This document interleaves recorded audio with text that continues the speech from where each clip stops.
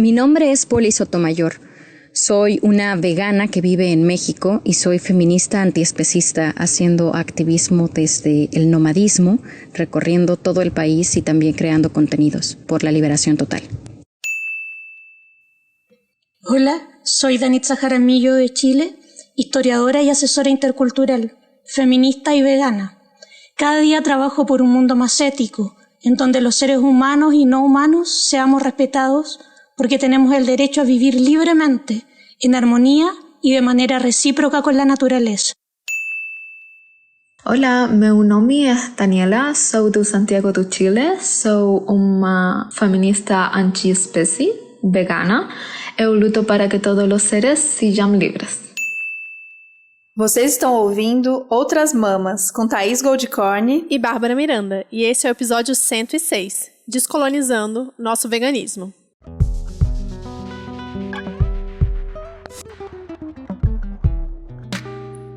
Eita! Nem tem uma palavrinha em espanhol pra gastar? Olá, que tal? Conta aí, Thaís, qual é desses áudios que vocês ouviram em espanhol no começo? O que é isso? Outras Mamas agora é em espanhol, a gente tá aqui aprendendo espanhol. Vamos se tornar um podcast latino-americano pra todo mundo poder ouvir? Sonho. Pois é, acho que misturou, né, Babs? Vários assuntos que a gente tanto conversa há tanto tempo pra gente chegar nesse tema, nesse episódio de hoje.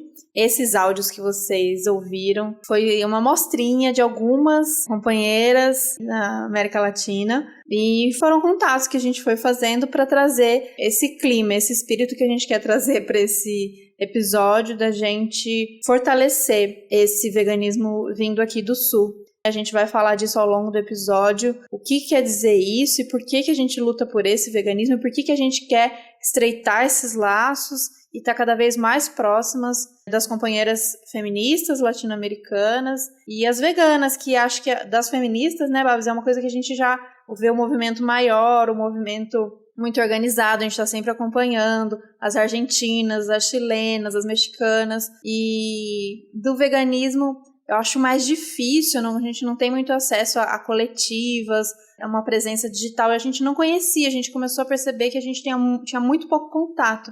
E Sim. A gente foi fazer esse trabalho de tentar estreitar esses laços e criar essa rede, e a gente vai contar o porquê que surgiu também, e tem surgido essa vontade na gente. Sim, pois é, a gente sempre conta aqui, na verdade, já falamos várias vezes, né, que a gente vem, obviamente, de um movimento liberal e estamos cada vez mais à esquerda, mais radical, né, se radicalizando cada vez mais, e é inevitável que a gente tenha esses estudos latino-americanos agora mais proeminentes no nosso dia a dia, porque a gente quer entender e quer construir um veganismo, um feminismo que seja voltado para o sul global e não o norte, que foi sempre a nossa referência. Então a gente tem uma discussão muito com o veganismo liberal, de que tudo que é... Quando a gente vai discutir sobre coisas exatamente sobre liberalismo, quanto isso é ruim, né, todas as questões do capitalismo para a nossa sociedade, vem sempre um dizer, não, mas é porque a Vegan Society, não, mas porque na Europa, não, mas porque nos Estados Unidos, as pessoas não pensam nisso. Por que vocês estão pensando nisso? Por que vocês estão falando que isso é negativo, por exemplo, a inserção de mais produtos veganos industrializados no mercado, né? E a gente tem que trazer aqui, eu acho que mais um pouco da história do veganismo, como a gente conhece, como que chegou pra gente, né? Inevitavelmente ele chegou da Europa e isso faz parte da nossa história, faz parte de como a gente teve contato com o veganismo. A gente ainda tem como referência aí documentários que são produzidos nos Estados Unidos, na Europa, sobre exploração animal, e eles estão sempre como base, e a gente ouve pouco sobre o que é um movimento vegano aqui na América do Sul. Sim, a gente já contou essas histórias aqui, essas discussões que surgem, e como o vegano liberal, ele bate nessa tecla, né, de quando a gente tenta partir de um movimento popular, a gente tenta falar de especificidades aqui do Brasil, a gente fala de reforma agrária, a gente fala da ligação com o campo, a gente fala desse fortalecimento das outras lutas que é tão importante para o movimento que a gente quer ver acontecer, como a gente já falou aqui em tantos episódios, como uma libertação não vai vir sem a outra, como o capitalismo ele funciona de maneira perfeita em cima dessas explorações, então de bicho, natureza e gente. E aí, quando você vem com algum desses argumentos, sempre vai ter algum vegano liberal que vai dizer, mas não, porque na Europa, porque, sei lá, em Nova York, os mercados cheios de opção vegana, não, porque lá em Berlim, não sei o quê. Então, é sempre muito pautado de como lá é evoluído, então a gente vai vir dessa explicação dessa colonialidade, por que o visto de lá é o modelo a ser seguido, né? Então, nossa, olha como eles são evoluídos. Os mercados têm muitas opções veganas, olha como eles são evoluídos, né? Esse debate já está mais avançado, existem pessoas falando sobre isso, teoria sendo produzida, então ali é o que a gente tem que alcançar. A gente aqui é os atrasados, né? Os pobres que não entendem de nada e que tem que seguir um modelo de lá. Então, por isso que aqui a elite, né, esse veganismo deslocado, branco, está muito conectado com esse veganismo de fora. Faz muito sentido dentro dessa lógica que eles estejam conectados.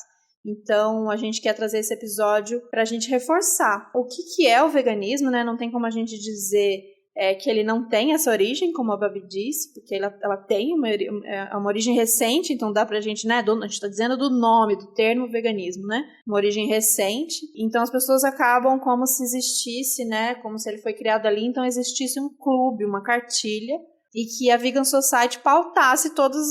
Mas vê se a gente aqui, né, na nossa realidade, tudo que a gente está pautando, vai trazer uma discussão e vai ser pautada porque a Vegan Society escreveu, eu quero que se lasque, sabe? Escreveu lá em 1940, vou ficar repetindo até agora. Pois é, e aí, além de não atualizar o debate, não localiza o debate, né? Para o lugar que a gente está, para a realidade que a gente vive. E exatamente o que queria a Vegan Society, o que a gente quer aqui, o que desejam esses ativistas e o que a gente deseja aqui. Que tipos de estruturas eles querem romper e que tipos de estruturas eles precisam manter.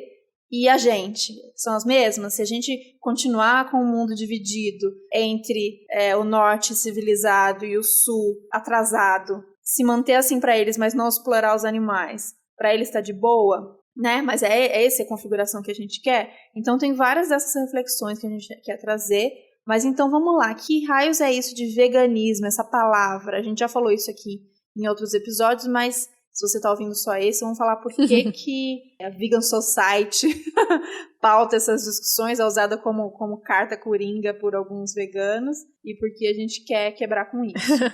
Então, o termo vegan é a mistura de... Uma mistura nada, na verdade, é a quebra da palavra vegetariano, você pega só o começo e o final da palavra vegetariano, porque eles queriam exatamente significar que era uma coisa que era mais sucinta ainda do que o vegetarianismo, que ainda consome leites e ovos, né? O ovo-lacto-vegetarianismo que a gente fala aqui. E ele foi cunhado em 1944 pelo Donald Watson e a Dorothy Morgan, que era a esposa dele, para poder determinar o que são essas pessoas que não consomem leite e ovos, além de todos os outros derivados de origem animal, e não consomem ainda outros produtos de origem animal.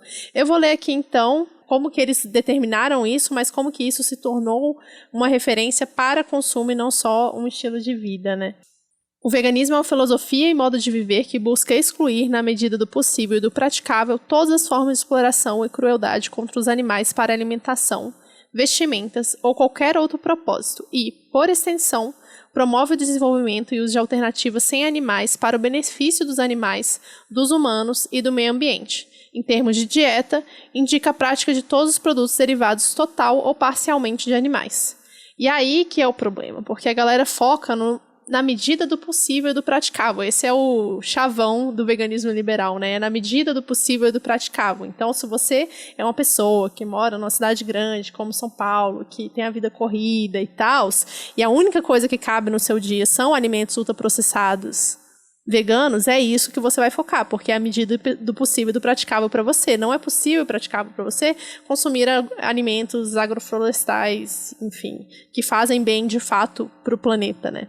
Acho que, para além disso, né, tem uma questão de olhar como se a partir dali, né, então a partir de que se cunhou esse termo e que foi criado, a partir daí surgiram as reflexões sobre como a gente trata os animais, surgiram as reflexões de o que são os animais, o que é a gente, por que a gente explora. Então é como se não existisse, né? Como se ali fosse dada a cartada do que é o veganismo e como se não existisse muita desses pensamentos, dessas tradições antes disso.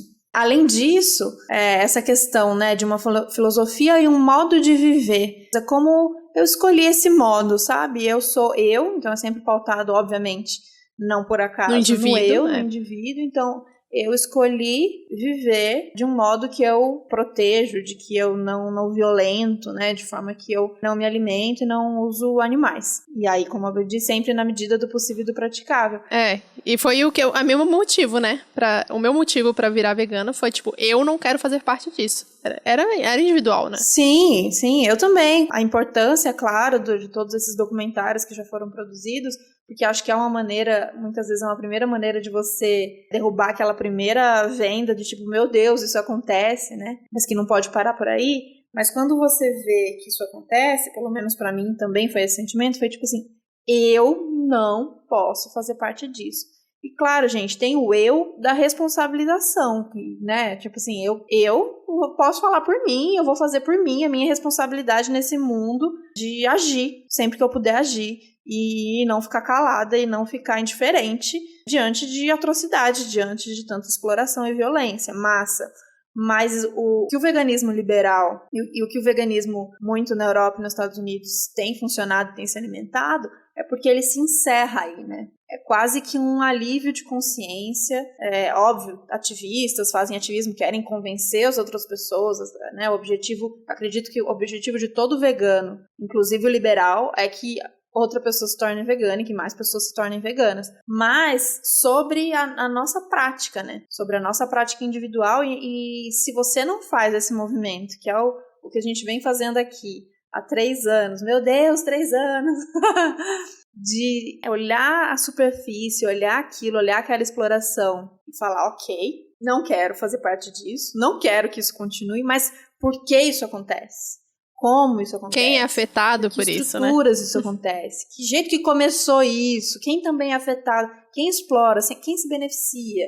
Quem fica mais rico? Quem fica mais poderoso? Quem se fode? Quem tá junto? Então, essas perguntas que a gente vem fazendo há 3, 4 anos, são as perguntas que levaram a gente a compreender o veganismo como uma parte da nossa luta e que ele sozinho faz muito pouco. É triste dizer isso, mas ele sozinho vai promover mudanças até um certo limite, né? O veganismo, dentro do capitalismo, ele tem um limite. E é por isso que a gente quer ir além. Sim, ele vai continuar exercendo ali a função de manter o capitalismo de uma forma ou de outra, e a gente vai continuar com todas as outras opressões, né? Ainda vai ser racista, ainda vai ser machista, ainda vai ser LGBTQIA-fóbico, todos esses problemas, né? Ainda vai excluir a maior parte da população brasileira, que, por sinal, cresce cada vez mais, né? Dentro aí dos quadros de pobreza no país. E a gente falou muito disso no nosso episódio Veganismo Não é Tudo, número 67. Para você que não ouviu, volta lá que esse episódio está muito bom.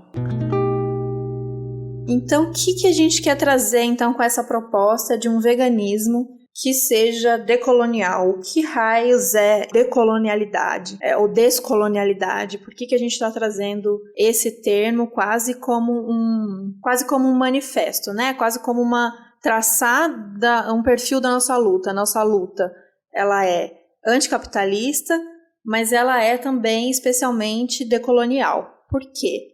Então, o pensamento, né, decolonial é um pensamento nosso, um movimento latino-americano que vai aí denunciar e vai entender e vai lutar para que a gente quebre com essa lógica do pensamento eurocêntrico que pauta todas as nossas vivências, os nossos conhecimentos, o nosso modo de viver e que acaba por afundar, enterrar qualquer conhecimento e qualquer prática surgida aqui, nas nossas terras, né, pelas nossas pessoas na América Latina. A gente sabe que o processo de colonização aconteceu lá, século XV, mas se engana, como eu acho que a escola ensinou, que ela acabou ali, que a colonização aconteceu e que agora quem vive aqui é livre e não teve reflexo, e que esse movimento não continuou acontecendo. Então esse movimento de colonização, ela é constante, ela se alimenta justamente por essas práticas que vêm sendo constantemente destruídas e enterradas, tudo que for nosso, que vier daqui. Então, o que é bom, como eu disse lá, né, no começo, o que é bom, o que é conhecimento, né, válido, o que é racional, é o que presta e é o que vem da Europa, e agora dos Estados Unidos. O que vem daqui é atrasado, é primitivo e deve ser combatido. Então, esse movimento de fortalecer as nossas raízes e fortalecer as produções e os pensamentos vindos daqui. Eu acho que para além de fortalecer as nossas raízes e tudo que já foi construído aqui na América do Sul, eu acho que tem ainda essa quebra da ideia de que a nossa história partiu da Europa, sabe? E ela vem inteiramente de lá. Então, eu vou dar um exemplo muito básico aqui para vocês entenderem de uma situação que aconteceu comigo, de uma pessoa que tinha ido para Roma, e aí ela voltou e falou, nossa, é muito incrível ir lá e entender, assim, como se a gente estivesse vendo da onde surgiu a nossa sociedade. Aí você para e pensa, qual sociedade? Aqui do Brasil? Ou a lá da Itália? Porque é lá da Itália, né? Não é? É óbvio que a gente bebe muito do conhecimento de lá, é a nossa referência de história. Quanto tempo a gente fica estudando na escola, né? Aqui no Brasil, a história da Europa e toda a formação ali, mesmo na filosofia, Sócrates, Platão, o começo das cidades e o caralho a quatro. Mas e aí você ignora toda a história da Ásia, por exemplo, ou toda a história que aconteceu na África, toda a história que aconteceu aqui na América do Sul também. Então, eu vi ontem um tweet que eu achei muito bom, que era assim, todas as construções maias, incas, essas construções que a gente fica abismado quando vê e fala, tipo, o que os europeus falavam era que alienígenas provavelmente tinham construído, né? Porque não era possível que populações tão não desenvolvidas tivessem conseguido construir essas obras arquitetônicas e etc. E, na verdade, é isso, é um pensamento de que, não, se não foi o europeu que fez, não foi o homem branco que fez, então só pode ter sido alienígena, né? Não pode... A galera aqui não sabia matemática básica, não tinha um conhecimento de engenharia nenhum. E isso é totalmente errado da nossa parte pensar, né? Nossa, se tem uma coisa que me marcou e que eu aprendi bastante foram naquelas aulas da Helena Vieira. Quem não conhece, não sabe o que eu tô falando, essas aulas foram online, estão disponíveis no YouTube, eu vou colocar no Medium para vocês. Era aula sobre feminismo decolonial, e aí me deram vários estalos. Sabe aquela aula boa, que é a aula que várias coisas vão caindo dentro de você, assim, durante a pessoa falando, várias coisas vão caindo e outras vão juntando, fazendo sentido. E ela traz muito essa questão, né, dessa chegada do europeu aqui, e quando ele encontra o outro, né, um outro ser humano, para ele não é um outro homem. Olha, eu sou um homem, né, e olha, um outro homem diferente de mim. Não, logo, um outro ser que ele encontra, que é diferente dele, é pior. É primitivo, não é racional e não tem o caráter de homem. Então, a construção de gênero, e aí isso é muito, muito louco de pensar, ela não é construída a partir do que a gente fala que é a partir do sexo, né? Existem algumas categorias que precisam acontecer para aquele ser considerado um homem. Então, o homem é o homem, branco, europeu, heterossexual. Então, os indígenas aqui eram seres, sabe? Bichos. Essa distinção de gênero aconteceu a partir dessa visão colonial. E aí, todas as classificações que a gente conhece, né? Todas as divisões que a gente conhece, elas vão surgir a partir desse pensamento hierárquico. Do racional versus o não racional, do civilizado, do primitivo. E aí, esse pensamento de negação, né, do outro, né, o conhecimento que vale é o conhecimento daqueles homens europeus que estavam chegando ali, é o que dá carta branca para qualquer tipo de violência, de exploração, de negação, de destruição. Então, é toda a nossa noção de raça, de gênero, de espécie, inclusive, ela vai criando essas formas esquisitas que a gente convive com elas e com a violência delas até hoje. A gente fica pensando que não, a gente está em 2021 e a gente já evoluiu muito nesse pensamento, porque sim, o negro ele é considerado ser humano e o indígena é considerado ser humano, mas na verdade ele não é, né? A gente vê no discurso das pessoas, uma grande parte das pessoas, que o preconceito ainda está aí para mostrar que ainda existe essa diferença, né? Ainda tem essa visão de que são pessoas inferiores. Então, esse pensamento colonizador, ele ainda permeia a mente de uma grande parte aí da população. Falando em pessoas que bugam nossa cabeça, eu me lembrei com a Babi esses dias que a gente fez aquele episódio também sobre decolonialidade do Zat, lá em Recife.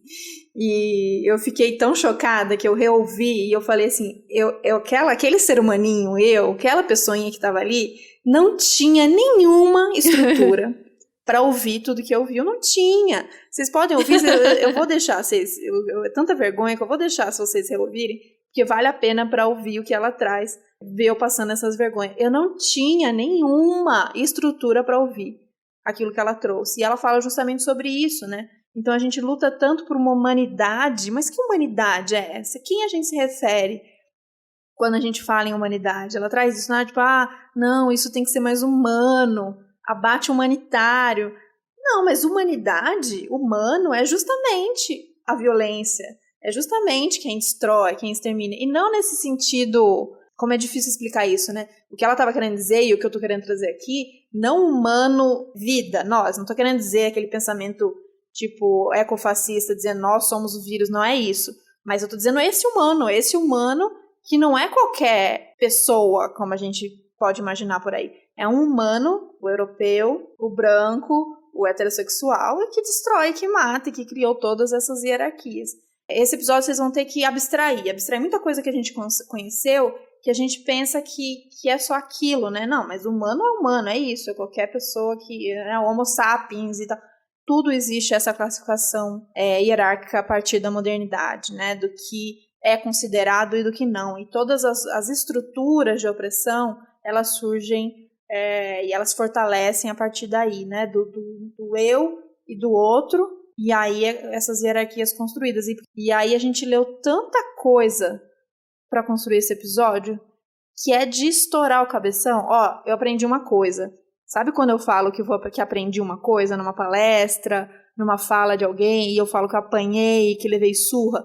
Não é mais para usar isso, e faz sentido. O processo de aprendizagem ele não pode ser comparado à dor, a apanhar, a violência. É uma loucura. Eu uso muito isso, o tempo todo eu falo. Soco na minha cabeça, chutou minha cara. Que loucura! Não, aprender não é assim, mas é porque acontecem as coisas de sensação de explosão, mas explosão boa, abertura de espaços dentro da cabeça. Tá, eu acho que pra exemplificar que você falou, é muito abstrato e tal, eu acho que pra gente entender essa discussão, eu acho que tem uma diferença muito básica. Para ciências exatas, biológicas, a concepção do que é um ser humano, ela é muito recente também. E a gente não estuda isso na escola, por exemplo. Mas a concepção de que uma pessoa negra, uma pessoa indígena é um ser humano, ela é muito recente na história da ciência biológica também. Mas na história da ciência humana, até hoje das ciências sociais, desculpa. Na história das ciências sociais, até hoje a gente não chegou nessa igualdade, né, que a gente diz. Ela é uma igualdade fake, ela é uma igualdade que não existe. E um exemplo muito claro que a gente tem é o despejo que aconteceu ontem aqui. Todos os despejos que estão acontecendo durante a pandemia, que não deveriam acontecer, não existe humanidade, essa humanidade boa, benévola, que a gente coloca como se fosse uma coisa totalmente positiva. Não existe humanidade quando a gente está falando de moradia, quando a gente está falando de direito à educação e direito à saúde das pessoas. E aqui o Brasil está sendo o exemplo máximo disso, né? Então, a gente tem que distinguir muito quando a gente está falando de ciências biológicas e quando a gente está falando de ciências sociais. Porque pelo estudo de ciências sociais, a gente consegue entender que essa diferenciação não é tão abstrata assim, sabe? Sei lá, a gente está aprendendo, é um processo de aprendizado, mas tem uma diferença muito grande, né? Sim, eu falei, ele é difícil de imaginar quando a gente fala, né, em conceitos e tal, mas é muito simples para quem, em qualquer lugar do mundo, mas vamos falar aqui do Brasil, para quem é preto, para quem é pobre, deficiente, a gente sabe muito bem como essa humanidade é perdida no mesmo momento, né? Que não existe esse olhar de igual. Quando um governador, quando a polícia chega jogar spray de pimenta nos olhos, não é spray de pimenta, né? Gás. É spray de pimenta mesmo. Spray de pimenta no rosto de crianças negras que estavam na ocupação, a gente não é o mesmo. Aquela criança que ele espreia na cara não é o mesmo ser humano que é o filhinho dele, que está na casa dele. Quando ele chegar em casa, ele vai ser provavelmente um pai, né? Ou não, mas vamos supor, um pai muito amoroso, muito querido e muito presente, vai se preocupar. Ou então mesmo não precisa ser o filho dele. Se um amiguinho da escola se machucar, cair, ele, meu Deus, né, natural, que preocupação, deixa eu cuidar, for atropelado, aquele instinto de proteção. Mas isso vale para alguns corpos, né? Tem outros corpos que não. E aí, neste momento, nesses exemplos, fica bem claro quem é o ser humano e quem não é. E aí acho que pode fechar essa parte dos conceitos do que é decolonialidade ou descolonialidade, que você separou aqui no roteiro, que é bem legal, né, que o descolonizar ou ser decolonial, ele não quer dizer que a gente vai quebrar totalmente e fingir que a colonização não existiu, né, porque ela existe, é como a gente dizer que a gente quer simplesmente não usar mais nenhuma tecnologia. Aí pronto, acabou o podcast, porque não tem como gravar e publicar esse negócio. Mas é entender que a gente quer quebrar com essa lógica de colonização e esse pensamento que é colonizador e esse pensamento que segrega, né, e que promove aí todos os valores do capitalismo. E aí tem esse trecho bem legal que você separou, né, da Luciana Balestrin, que é sobre a escolha de por que escolher o decolonial e não descolonial, que eu achei bem interessante. Ela fala, excluir o S é escolha minha, não é promover o anglicismo. Pelo contrário, pretende estabelecer uma distinção com o significado espanhol de des, e o que pode ser entendido como simples desmontar, desfazer ou reverter do colonial, ou seja, passar de um momento colonial para um momento não colonial, como se fosse possível que seus padrões e traços deixem de existir. Perfeito, eu tinha essa confusão sobre o decolonial e descolonial, qual era a diferença e tal, então é uma escolha, aprendendo com Jana Viscardi, né, o poder das palavras e o que a gente quer dizer. A gente trouxe aqui também sobre essa questão do des, né, da Sônia Guajajara falou de desenvolvimento, esse prefixo des no colonial, isso que a Luciana traz, não existe um momento que a gente apague o que aconteceu, né? Não vai ser assim que vai funcionar. O decolonial é uma luta. O decolonial é uma intenção, é um posicionamento de resistência e de valorização e de negação dessa estrutura que está dada agora e que está posta agora. Então é a luta, decolonial é a luta. Bom, então vamos para essa parte, né? O que é um veganismo decolonial? E eu acho que a gente pode começar falando pela alimentação, porque a gente acabou de ter um episódio com a Lene e tem muito a ver com isso, assim, a busca por uma alimentação que não dependa do mercado, que não dependa, né, das grandes empresas que estão aí fazendo os produtos e vendendo, que não dependa do agronegócio, que seja simplesmente voltada para a nossa alimentação de fato e não para dar dinheiro para os outros.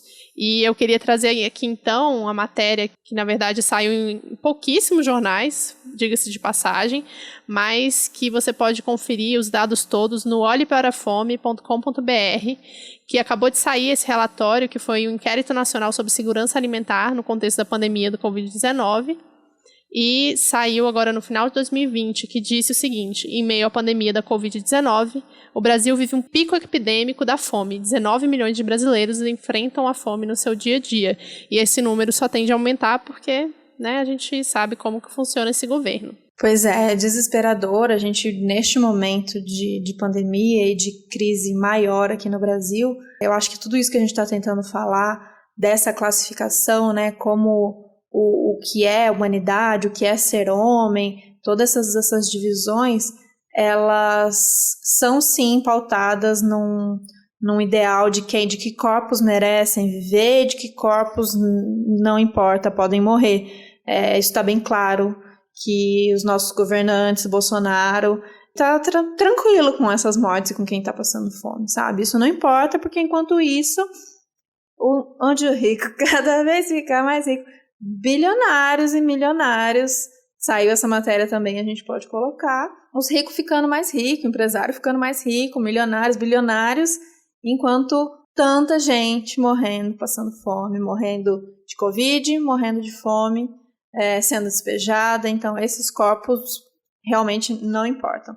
Então, por isso, essa necessidade de conectar. Então, se a gente fala de veganismo, o veganismo ele é muito mais abrangente, a gente fala sobre esse olhar, né, a maneira como a gente se posiciona em relação aos animais, mas a gente sabe que a alimentação é o debate que não tem como ser dissociado. A gente faz essa escolha, ou deveria fazer essa escolha, de que a gente vai comer 3, 4, 5 vezes ao dia, né? Quem está tendo essa oportunidade.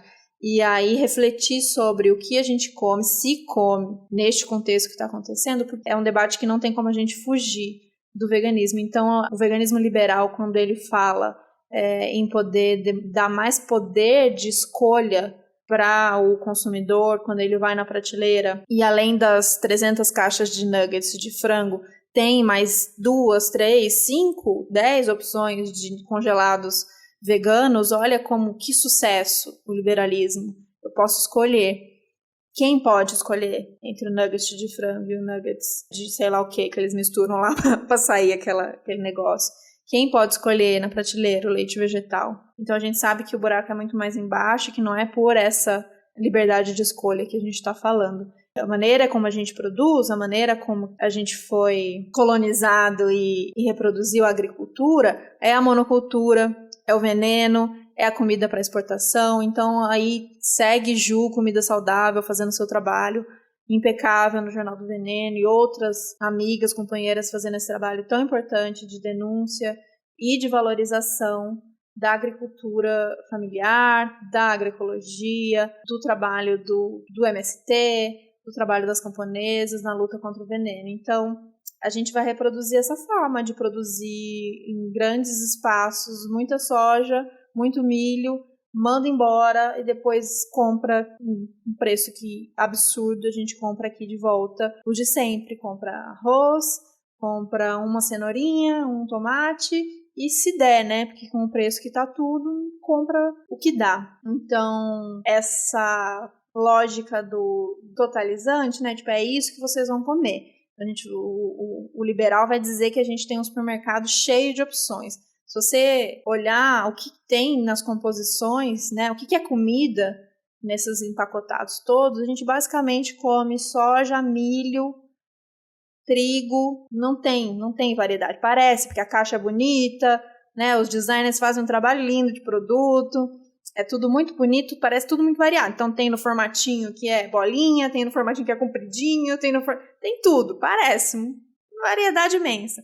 Mas se a gente está falando em nutrição, se a gente está falando em comida, em variedade, acaba ali a diversidade e a gente acaba comendo as mesmas coisas dos dois lados, né? Até a pessoa, o vegano liberal, classe média ou rico, que acha que está arrasando, porque compra 300 pacotes de coisa e acha que está arrasando. Quem não pode comer também vai ter pouca variedade, porque não tem grana, não consegue fazer um prato variado. Enfim, só tristeza, só destruição. Tá.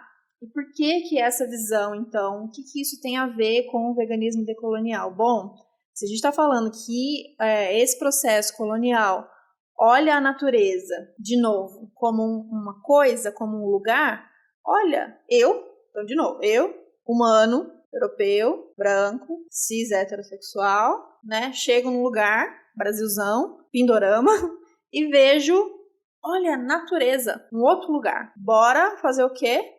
Explorar. Quando a gente fala disso, né, outro dia eu dei muita risada de Ailton Krenak falando, eu dou muita risada de vocês brancos que falam, eu quero ir pra natureza.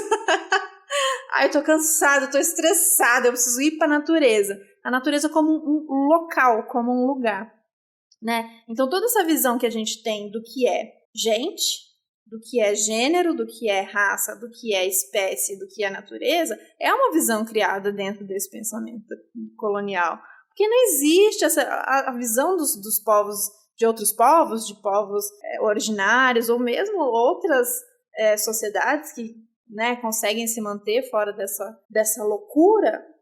assim que é classificado. A gente não consegue nem imaginar, né? Pra gente é difícil o imaginário, porque pra gente foi roubado, então é muito difícil pensar assim. O rio é uma outra coisa, é a própria pessoa, tá conectado com ela, a árvore, os bichos, é uma outra relação. Então, quando vem vegano dizer, ai, foda, né, que os indígenas lá, eles comem o peixinho e tal, é outra relação. Ah, você vegana tá defendendo, não é isso, é que a gente não consegue transpor uma realidade do, então tá, se o veganismo surgiu num contexto europeu, por homens brancos, diante de uma realidade de como a gente tratava os animais, não dá pra gente transpor esse pensamento e usar essas mesmas lógicas do que é certo, do que é errado, por uma lógica de estar fora, né? Que é uma outra maneira, uma outra visão de como se relaciona, uma totalmente outra visão de como se relaciona. Então, acho que é quebrar na nossa tentativa de quebrar isso. Opa, por quê? Por que isso assim? Por que eu pensei isso assim? Existem outras... Olha, que louco! Existem outras maneiras, existem outros jeitos, existem outras existências, outros corpos, outras realidades, né? Sim, e eu queria trazer um pouco mais essa questão da biodiversidade, porque eu acho que muita gente fica confusa, assim, quando a gente fala mal do capitalismo, ou fala mal do agronegócio, das monoculturas, e pessoas que não escutam Outras Mamas Sempre ficam um pouco confusas e não entendem, assim, mas por que é negativo, sabe? Como assim o capitalismo, ele mata a diversidade, as monoculturas, ele mata a diversidade? Por que tem um interesse para que não tenha uma biodiversidade tão grande, né? Por que tem um interesse para que as pessoas só consumam as mesmas coisas? E aí é uma lógica de entender que o capitalismo, ele funciona para ele mesmo. Então são as grandes empresas, os grandes monopólios da comida e do remédio, que é tudo basicamente a mesma coisa no mundo inteiro. Se você der uma pesquisada aí, você acha quem é que basicamente manda no mundo. É interessante para eles que eles tenham controle dessa produção. Então, quanto menos diversidade tiver, mais fácil vai ficar para eles e mais lucro eles vão ter em cima dos produtos que eles estão vendendo pra gente, né? Então, quando a Thaís fala que é uma liberdade de escolha que ela é falsa, na verdade, né? Ela é fake, para não colocar aqui no termo do veganismo liberal, é porque eles estão decidindo o que a gente vai comer para que eles lucrem cada vez mais. Então é interessante que não exista uma diversidade, é interessante que não existam cenouras de cores diferentes, tomates de tamanhos e cores diferentes, porque é muito mais difícil controlar a produção dessa forma. É interessante que eles tenham só um tipo de banana, só um tipo de tomate, só um tipo de cenoura, e que a gente tenha só um... A gente falou um pouco disso no episódio com a Jana também, né? Sobre essa monocultura da imagem que a gente tem hoje em dia, principalmente com as redes sociais, de o que é beleza, e essa beleza vai mudando a cada 2 anos, 1 ano aí, e fica todo mundo correndo atrás desses ideais, né? Dessa monocultura da beleza também. Então é interessante pro capitalismo. Se a cenoura sofre pressão estética, né? Você imagina.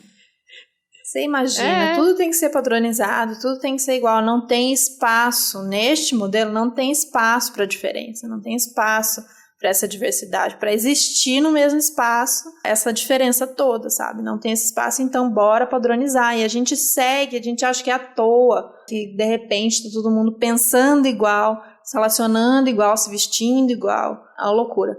E agora me veio muito na cabeça...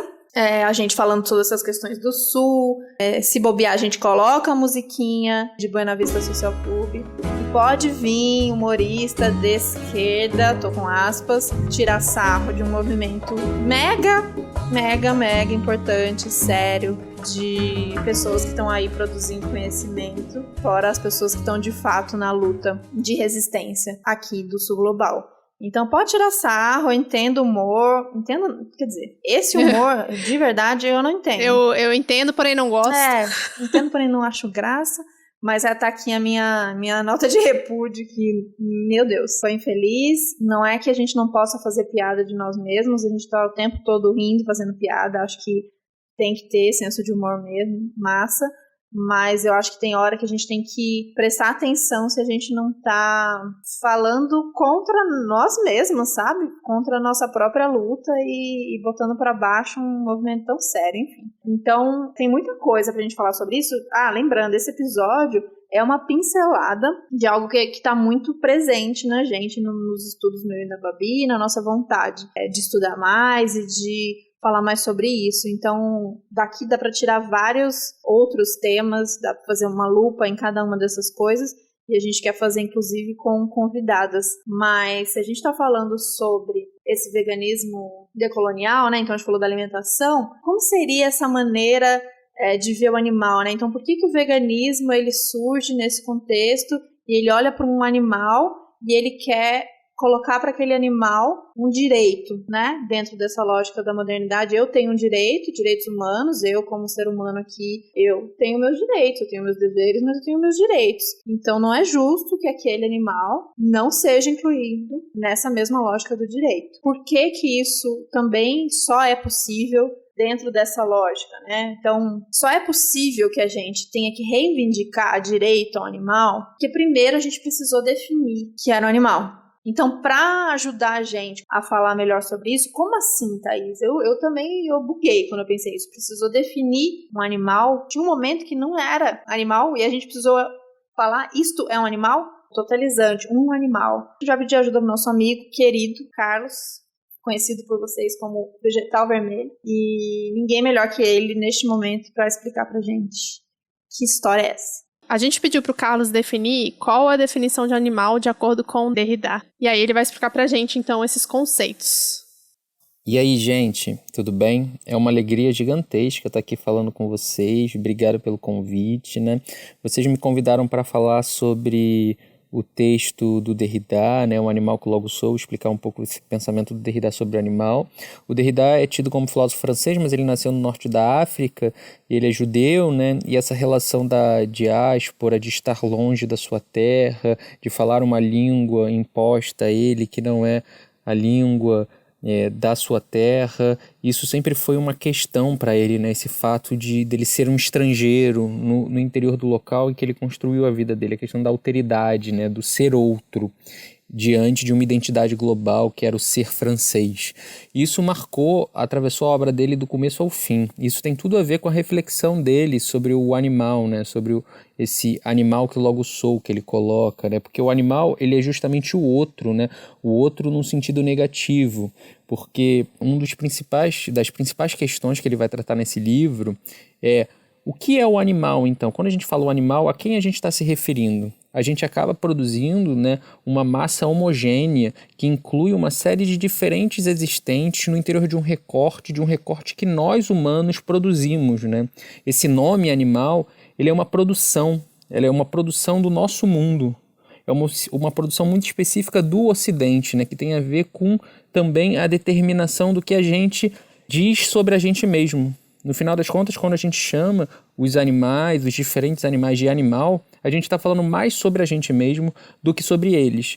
Porque quando a gente fala animal, a gente fala ao mesmo tempo da abelha, do jacaré, da tartaruga, do peixe, de uma pluralidade de animais diversos, uma heterogeneidade incomensurável, assim, incontável, incalculável, e a gente junta todas essas diferenças numa massa amorfa que seria distinta de nós, os humanos, que seríamos quem? Aqueles que possuem linguagem, aqueles que possuem razão, aqueles que pensam, aqueles que têm a excepcionalidade da técnica, aqueles que são excepcionais, enquanto que os animais eles seriam privados de todas essas coisas, todos esses existentes, porque a gente usa como critério algo que a gente se reconhece, que a gente reconhece em nós mesmos como excepcional, e a gente deixa de usar como critérios porque a gente não pode, por exemplo, dividir o mundo entre os que voam e os que não voam, os que têm presas afiadas e os que não têm presa afiada,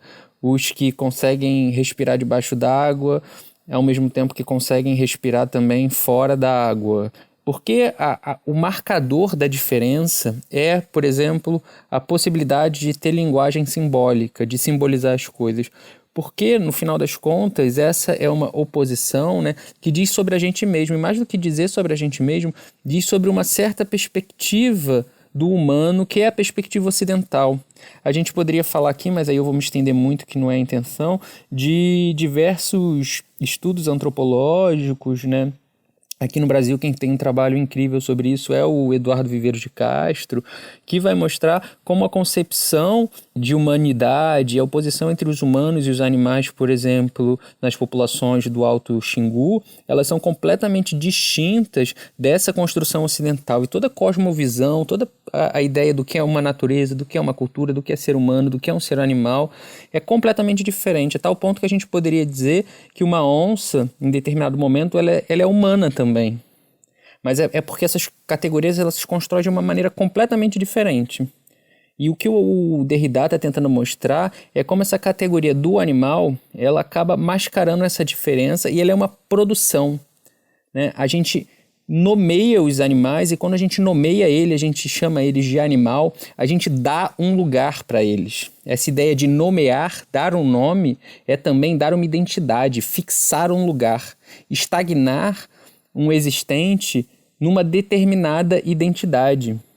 E isso é um aparato de dominação, né? O Derrida chega a citar algumas passagens do Velho Testamento, que na obra dele isso é muito central, né? Esse estudo sobre os textos clássicos, que é o texto clássico da Gênesis, né? Do mito do Adão, né? No momento em que o Adão nomeia os animais, né? E esse ato de nomear tem tudo a ver também com uma relação de dominação. Na medida em que ele nomeia os animais, ele vem depois dos animais. Primeiro existiam os animais, depois o homem foi criado, o Adão foi criado, e ele tem o poder dado por Deus de nomear os animais. Esse ato de nomear, ao mesmo tempo, é um ato de dominação, porque aqueles que dão os nomes são sempre os colonizadores, né?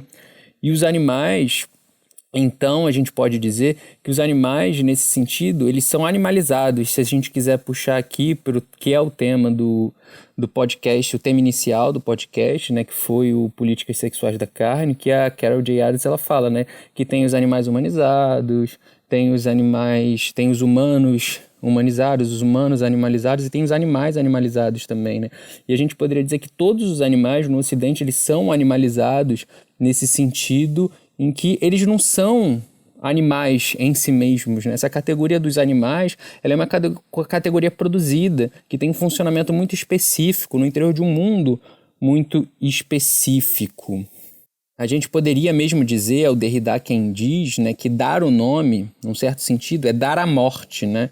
Quando você nomeia algo, você fixa uma identidade e essa identidade vai determinar tudo que aquele existente pode ser e pode fazer, né? Quando a gente fala vaca, uma vaca surge ali diante de nós com uma série de funções. Vaca é uma fêmea, fêmea significa que ela dá leite, leite é um alimento nutritivo para quem? Para o bezerro, mas a gente pode se apropriar disso por causa que tem as vitaminas X, e a gente cria os conceitos de vitamina, que são importantes para nós, e toda essa construção que vai se complexificando e vai ficando cada vez mais complexa, ela determina os lugares, ela produz o lugar que cada existente tem que ocupar.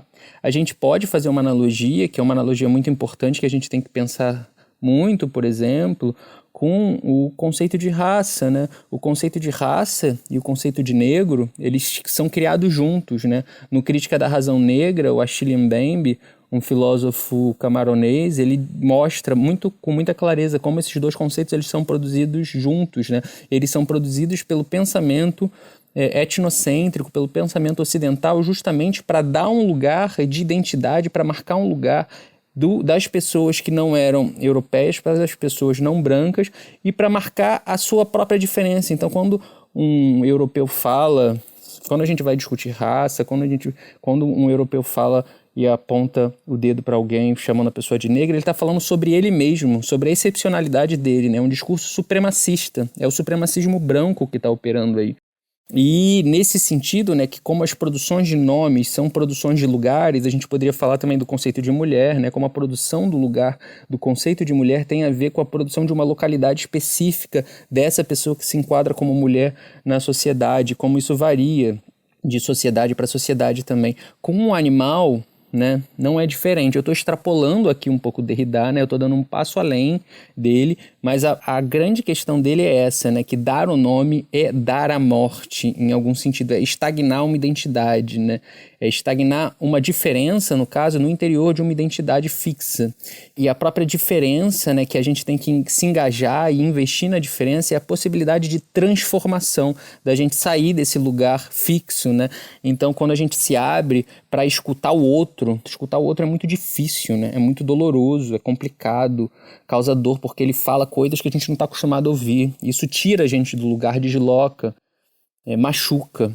Tem uma violência, né, nisso também. É uma violência inerente ao próprio diálogo, mas a gente tem que estar aberto para lidar com isso, né, de escutar o outro, que fala coisas que a gente não entende muito bem, que a gente não está acostumado. E quando a gente se abre para o outro, né, a gente vai escutar os discursos, os diferentes discursos. A gente vai, por exemplo, ver no olhar de uma vaca algo para além daquele lugar de vaca, você se vê visto por ela, né? Essa é uma outra questão que é central no texto, né? É que ninguém na história da filosofia, para o Derrida, nunca se viu visto pelo animal, né? Uma coisa é você ver o animal, outra coisa é você ver que o animal está ali te olhando, mas é diferente você, de fato, se ver visto. Isso quer dizer que você reconhecer naquele olhar um centro, uma perspectiva. E esse é o grande desafio, você reconhecer no outro, naquele que você não domina a linguagem, que você não conhece muito bem quais são as coisas que estão operando ali, você reconhecer no outro uma perspectiva.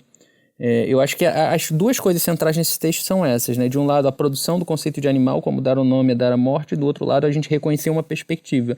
E aí, essa é a ideia, a abertura para a diferença, né? A gente tem que escutar cada vez mais as vozes outras, os diferentes discursos, o decolonialismo, as diferentes cosmologias dos diferentes povos. A gente tem que escutar tudo menos esses discursos supremacistas que se reproduzem, que constituíram o nosso mundo, né? Para a gente mudar alguma coisa, para a gente transformar, seja o especismo, seja o sexismo, seja o racismo, a gente tem que cada vez mais se abrir para a alteridade e para os discursos não hegemônicos, não centralizados, né? Enfim, eu acho que eu já falei demais, eu vou ficar por aqui, gente. Obrigado pelo convite, é isso. Obrigada, Carlos, pelo áudio, ajudou muito. Gente, o Carlos tem um vídeo muito bom também no YouTube que chama Veganismo, coisa de gente branca, coisa de ocidental, que ele vai falar um pouco mais sobre isso, assim, de forma mais detalhada do que ele falou aqui pra gente, e é muito interessante, então, por favor, assistam. Sim, e aí às vezes dá uma bugada na cabeça da galera, sempre sou questionada em relação a isso. No começo eu não tinha muitos elementos para responder. Eu sempre respondi e continuo dizendo que não é tarefa nossa, de novo, colonizadora, chegar em algum lugar e dizer que não, faça isso, porque o veganismo, com a palavra do veganismo, isso já era bem claro para mim. Mas agora fica ainda mais claro que veganismo, né, nem o termo, nem o movimento em si, ele cabe dentro de outras lógicas, né? Porque, como o Carlos disse, veganismo é um movimento que surgiu dentro da modernidade, dentro dessa lógica de como a gente trata os animais, dessa forma hierárquica. Eu estou dizendo que, então, no mundo ideal que eu quero viver lá, na minha utopia, a gente vai caçar e comer peixe? Não, eu estou dizendo que nem existe essa realidade. Eu estou dizendo que eu não vou aplicar ela para uma coisa que não existe. Eu vou aplicar o veganismo dentro do que eu estou vivendo aqui, que eu estou vivendo em São Paulo, no Brasil, em 2021, capitalismo, Bolsonaro, agronegócio, pandemia. Esse é o veganismo que eu estou vivendo agora e que eu vou aplicar ele agora. E ele fala mais sobre isso, que a Thaís já adiantou, né, que o veganismo ele surge como uma resposta da forma como a gente trata os animais dentro desse contexto do capitalismo, do supremacismo branco, né, e que os direitos dos animais, eles vêm a partir desse princípio dos animais serem tratados como mercadoria. Mas se os animais não são tratados como mercadoria, como no caso dos povos originários aqui no Brasil, então a relação é completamente diferente e a gente não tem como pensar essa lógica do veganismo da mesma forma que a gente pensa pra gente, né? Pois é, então se a gente quer lutar por um veganismo decolonial e se a gente quer estar dizendo que então o veganismo tem que ser pautado daqui, da nossa realidade, negando a própria criação dele, então por que a gente não solta o termo, né? Por que a gente não deixa de criar um outro, inventa qualquer coisa? Mas é uma escolha. Eu acho que a gente conhece ativistas, a gente conhece principalmente do movimento negro, que abandonaram mesmo o termo, o nome, e a gente entende 100% que é uma luta que parece muito injusta muitas vezes, né? A gente querer dizer que existe um movimento vegano, antirracista, anticapitalista, feminista, decolonial, e a gente vê o movimento liberal crescendo. Então, às vezes fala, não, desencana, entrega esse nome a quem criou, a quem pertence, abracem, sejam felizes, e a gente vai chamar de outra coisa. Bom, eu, a Babi e outros colegas que estão aí na luta pelo veganismo popular, a gente acredita que a gente vai, sim, lutar por esse outro veganismo, sabe? Assim como existe no feminismo um feminismo liberal, existe um feminismo marxista, existe um feminismo diverso, radical, inclusive, a gente vai lutar por esse. A gente acredita que ainda vale. Pode ser que amanhã a gente acha que não vale, mas hoje eu acredito que vale a gente trazer esses pensamentos, inclusive como estratégia de luta, né? A gente sabe que o veganismo ele já tem essa adesão, já tem esse apelo, então chega, veganismo, videozinho, produtinho, nuggets vegano, leitinho vegano, pá! Ouviu um discurso que tem mais coisa aí, né? E aí já abraça outras causas, então acho que inclusive é uma maneira, uma forma de lutar, eu acredito ainda.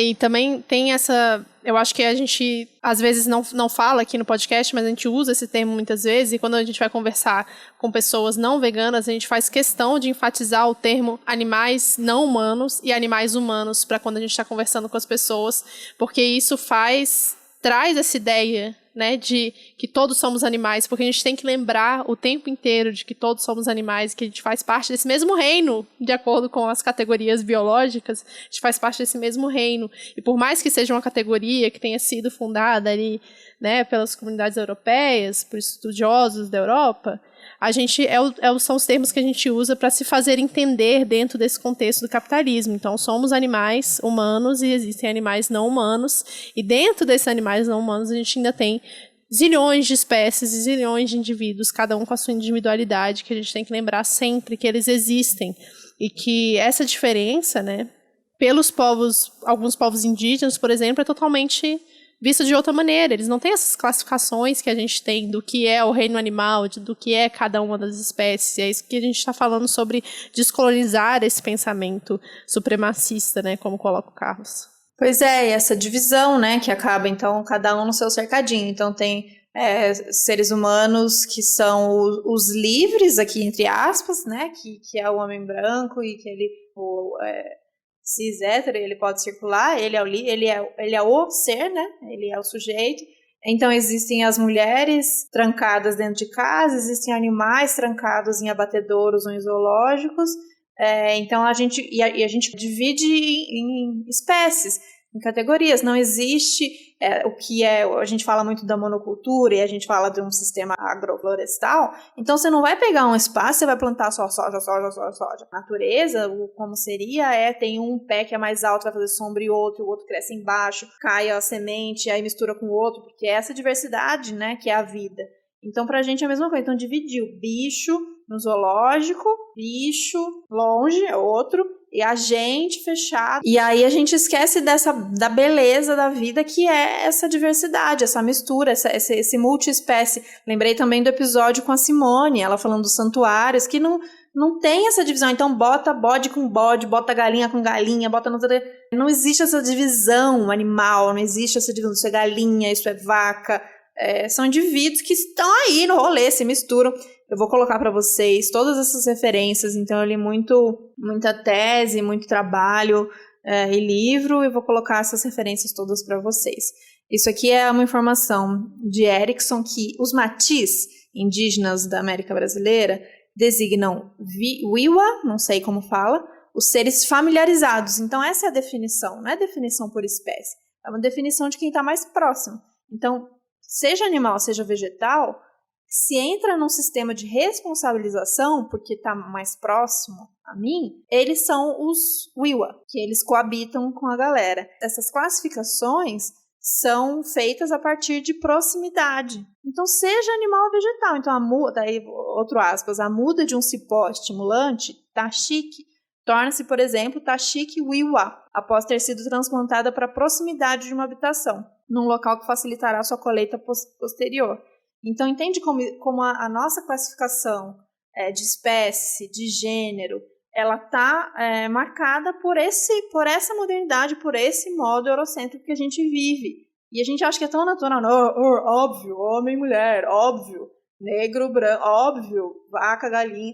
Não é natural, né? Natural no sentido de que não é porque sempre foi. Existe um momento que a gente passou a classificar as coisas não por acaso, da maneira que elas são classificadas e divididas, e aí, a partir dessa divisão, hierarquizadas. Além do episódio da Simone que você citou, Thaís, tem um episódio também que, por incrível que pareça, poucas pessoas ouviram, gente. Eu não entendi por quê, porque esse episódio tá muito bom, que é o Jane, a mãe dos chimpanzés, que a gente vai comentar sobre o documentário.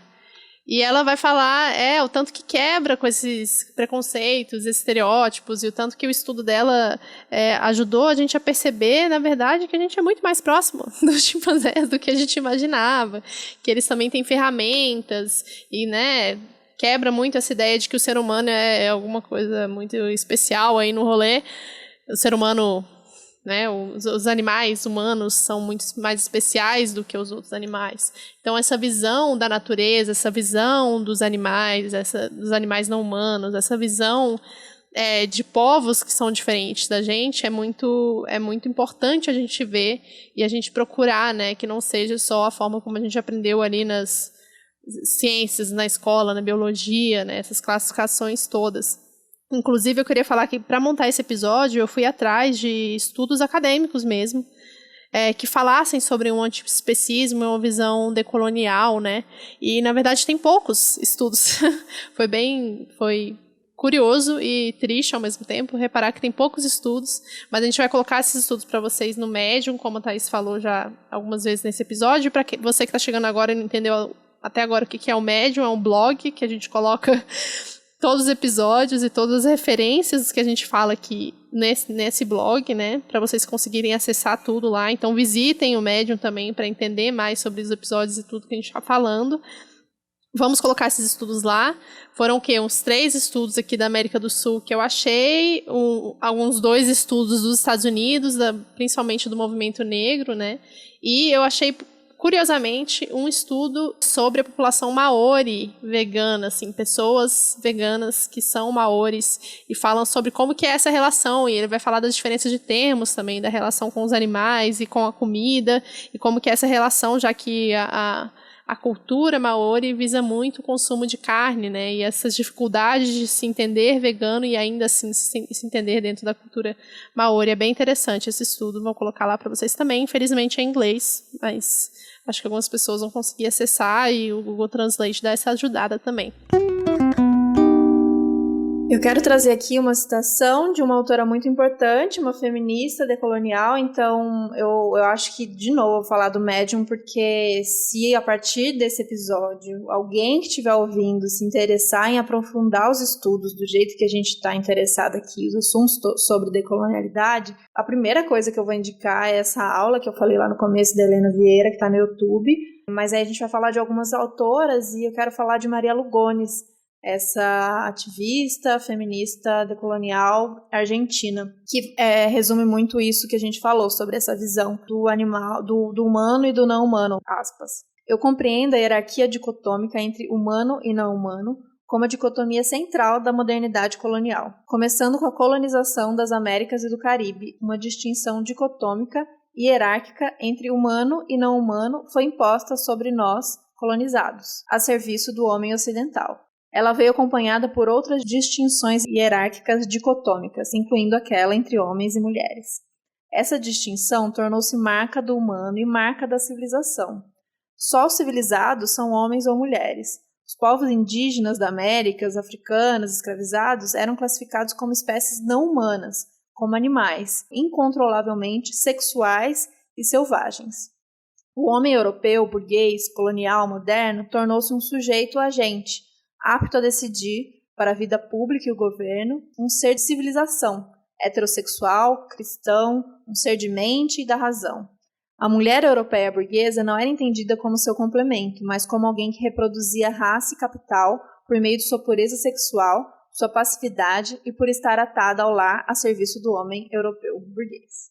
Tá, meu bem? Essa frase, ela resume bastante como foi feita essa classificação, né? De que corpos eram o quê. Outra pessoa que eu quero citar para vocês é Paul B. Preciado. Acho que Carlos também cita bastante nos trabalhos dele, na leitura dele. É uma leitura muito, muito importante sobre como esses corpos também foram usados a serviço desse desenvolvimento. Tem um texto que ele afirma que as principais máquinas da Revolução Industrial não foram as máquinas a vapor, mas o humano escravizado, a trabalhadora do sexo e da reprodução e os animais, além do humano. Ou seja, as primeiras máquinas da Revolução Industrial foram máquinas vivas. Então aí, acho que nessa frase, por que, Thaís, essas divisões? Por que foram colocados assim? Bom, daí a gente chega numa explicação, se é que isso tem uma explicação, do porquê que foi preciso fazer essa classificação dentro dessa lógica de que precisaria produzir para enriquecer, para fazer capital. Então, eu preciso de pessoas que eu classifico como não humanos, para a partir daí eu poder explorar e isso se voltar a mais poder e mais dinheiro. Então, tá aí um entendimento básico. E a outra... nossa, tem tanta referência, gente, vocês vão se acabar no Medium. Gente, é isso. Olhem todas as referências no Medium, sempre, não só hoje, mas especialmente hoje, porque tem muita referência. Vamos continuar conversando sobre isso. É um assunto muito extenso, como a Thaís falou, tem zilhões de desdobramentos. A gente precisa descolonizar nosso pensamento como um todo, não só nosso veganismo. E a gente queria dar essa introdução mesmo desse assunto, para poder continuar com ele em outros episódios depois. Sim, isso é só uma marcação do que é do que a gente luta, do que é o nosso veganismo e de que a gente quer trazer mais. Então, de novo, sobre esses temas, se vocês pincelaram alguma coisa, aprofunda nisso, ou traz alguém para falar sobre isso, escreve pra gente, a gente já tá pensando em desdobramentos dele, mas se você já tem uma sugestão, escreve pra gente. E é isso, muito obrigada, acompanhe aí os outros episódios que a gente indicou, e os trabalhos de quem a gente citou nesse episódio, vai estar tudo escritinho lá no Medium. Muito obrigada. Muito obrigada. A quem chegou até aqui e até semana que vem. Até semana que vem. E se você gostou desse episódio, considere apoiar nosso trabalho no apoia.se/outrasmãospodcast. Beijo. Beijo.